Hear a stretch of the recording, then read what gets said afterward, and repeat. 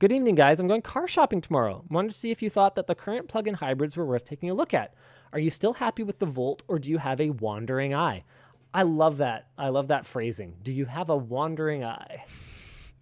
You know the meme, right? So The suave. holding yeah. hands and yeah. Honestly, I think the Volt was one of my most practical purchases ever. I burn about a tank of gas every 3 months, 2 to 3 months, which is kind of incredible given that it's like a 30-liter tank. Yeah. I pay practically nothing for gas.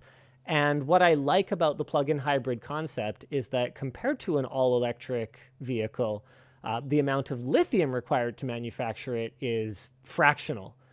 So it's kind of the best of both worlds. That's a really nice having the fallback. But as we acknowledged in my review of it, it also comes with additional complexity, right? 2 drivetrains. You've got a full electric. Well, it's only sort of. So technically, the Volt is an EV with a gasoline generator attached to it. Okay, right. Yeah. Okay. But there are ones that are that's fair. the other way, and Yeah. mechanically. But the point is that mechanically, it is more complex than all of one or all of the other. There's trucks and actually a lot of other applications right now that are looking into. There's a specific name for it, and someone in the chat's going to get upset because I'm going to say it wrong. But it's some type of like extremely highly efficient diesel generator powered electric vehicle setup that is supposed to just be like amazing. The bee's knees, hey? Yeah, but I don't know enough about it, but it's interesting. So I've been super happy with it. I've gotten, in my mind, all of the benefits of an electric vehicle. I get to drive in the HOV lane by myself.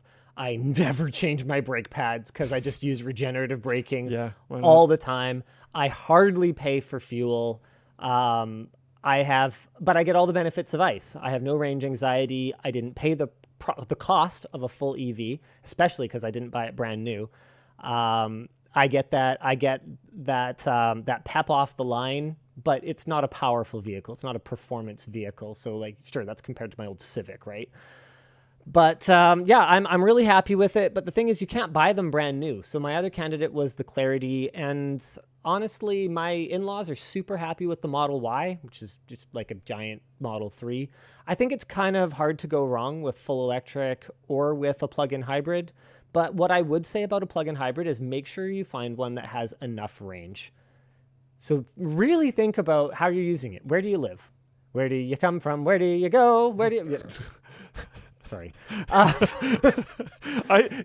Do people still know that song? I don't think so. Okay. I was wondering about that the other day because I made a Cotton Eye Joe joke and I got a extremely flat response, and I was like, okay. Oh, maybe this isn't sung at every school dance anymore. Yeah, I don't know. Maybe that's not a thing. I just did the shirts, right? Like Yeah. Anyway. I really make sure you consider where you're going. And where you're going to be able to charge, right? I do want to upgrade. I've talked to Luke. He thinks I'm an idiot. Well, I just am not. Luke thinks the optics are bad and that I'm an idiot. Okay. Is that fair? It's an overly simplified version of what I'm saying, but essentially, have we distilled it down to the essence? Essentially, yeah. How much was it? I mean, there's a range, boys. Okay. The most recent one I've heard of, I strongly agree with everything you just said. I'll put it that way. My Volt is a 2018? I don't think you have to go as practical as you did with the Volt. Okay. Fine. Okay. You know what? Let's just lay it out. Let's lay it all out on the table. I want to buy a Taycan. I want to park it in my fancy new garage. That wasn't even the one I'm talking about. Oh, which one were you talking the about? The Taycan's pretty rough, but Oh, you mean the whatever? I don't know its name. Oh crap! What's that stupid thing called? I actually went as far as emailing a dealer and finding out. It's too far. Hold on. What's it called? A Rimac Navara. Yeah, that's ridiculous. Yeah. Okay, So so how much is this thing? Taycan starts at around 100K Canadian and goes as high as like 300 if you're Yeah, really that's ridiculous. nuts. But sure. How much is a Navera? 1 point something million euro. Yeah, okay. 2 point something million euro. Yeah, sure. Neat. Yeah, that's cool. Hold on, let me check. Let me check. Come on. Let me check. Let me check. Ugh, that makes me want to puke. Navera. Hold on, let me find out how much it is. I definitely still want to go for a ride if you got one, but I would 2 million euro. Yeah, 2 million euro. That's for the Navera. Okay. So yeah, that's not happening. So yeah, okay, so fine. Where's the middle ground? What may I have without you judging me? I don't know. And I feel like whatever I come up with is going to be vague and not based on enough stuff, to be fair. But I've just spending over $100,000 on a car seems nuts to me. So Jake had a pretty good take on this. He kind of goes, well, you know what the smart play is? Whether you lease it through the business or not, because I think I could make a pretty solid argument that as long as I post enough pictures on Instagram or it's included in the videos enough that it's... Which you'll probably make a review of it or whatever. Yeah, sure. So yeah. fine. It's for the business, right? And that will help it a lot. He goes, whether it's through the business or not, you should lease it.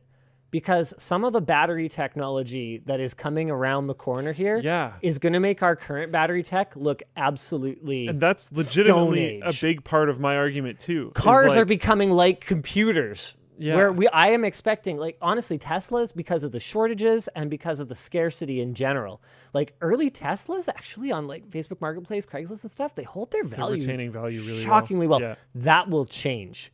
We are going to see some real leaps forward in the technology that are going to make the older EV stuff look like kind of dumb. Like you can think of it kind of and like spending like $300,000 on that to look kind of dumb in X, which is a not large number amount of years. Yeah. It's just I don't know. I'm not into it. So the new Taycan has Android Auto, which was a big part of the reason that I ultimately was like, forget it with the old one, because their in-car entertainment system was so bad and Android Auto was not included that I was just offended. I was offended. Yeah. Knock23 says Cybertruck or go home. Well, I guess I'm going to go home because I'm so far not convinced the Cybertruck will ever launch. So we'll see. Yeah, that was a rough one before there was a chip shortage. Apparently the Taycan has battery issues. Like what? I actually do not know about that, so I'm gonna have to figure that out. Someone in chat said, I think I'll use my 2011 Toyota RAV4 with 120,000 miles on it until it literally can't move anymore. I'm kind of feeling that way about my car, but I'm honestly only feeling that way just because I like it. I know for a fact that I like my car. That something cool would be kind of fun for you. Yeah. Yeah. I think you should get something cool. I bet Jake would be happy to help you find something cool. Jake has forbidden me to spec out a Taycan without consulting him first. I think it would be mean if I bought a car without talking to Jake. Yeah, probably. I think it would actually just be mean. If I didn't consult both him and Alex, I think I'd be getting the like stink eye when I came into the office. Yeah, for sure. I tweet like, I did it. They'd be like,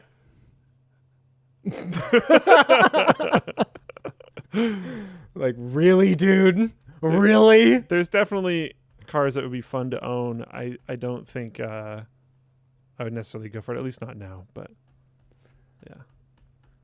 I think a big part of that, again, is that I just genuinely really like my car. And for some reason, the fit. A lot of other cars just feel kind of odd. And I remember the first time I sat in my car, I was like, yeah, this feels great. Yeah, your car's also probably fast enough for you. I've been in Luke's car when he drives it. He doesn't need anything faster. Are you talking about when we had to catch the ferry?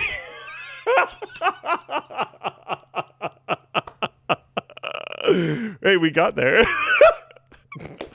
And we lived, which is good. Yeah.